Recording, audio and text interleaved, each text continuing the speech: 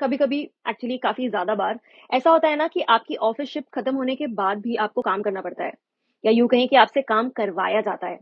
But क्या according to law ऐसा करना सही है? Well, according to the factories act of 1948, किसी भी अडल्ट वर्कर से एक वीक में 48 आवर्स और एक दिन में 9 आवर्स से ज्यादा काम नहीं करवाया जा सकता है। वहीं इस एक्ट के सेक्शन 51 के according maximum time limit, that is 10.5 hours, किसी भी केस में इस टाइम लिमिट से ऊपर काम करवाना एक पनिशेबल ऑफेंस है।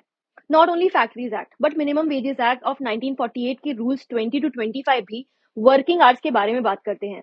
And it also states that किसी अडल्ट के लिए 9 आवर्स से ज्यादा वर्किंग आवर्स नहीं होने चाहिए।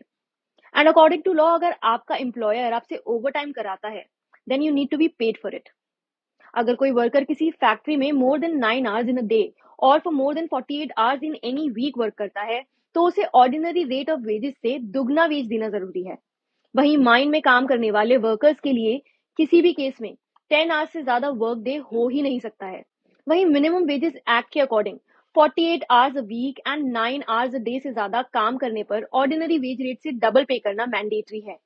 और अगर आप मेरी तरह एक जर्नलिस्ट हैं, तो आपके लिए एक स्पेशल लॉ है, working journalist conditions of service and miscellaneous provision act of 1955, जिसके अकॉर्डिंग कोई भी वर्किंग जर्नलिस्ट जो 6 आवर्स पर डे से ज्यादा काम for more then 6 hours on any day और 5.5 आवर्स इन नाइट शिफ्ट करता है, तो उसे कंपनसेट करना होता है with rest hours equal to work hours for which he और she has worked over time.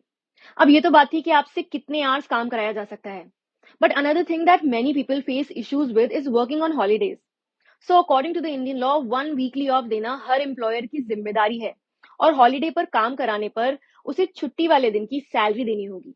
And usually first day of the week यानी संडे ऑफ होना चाहिए, but this can be adjusted और an alternate holiday can be availed. So the next time your employer asks you to work overtime or on a holiday, show him this video.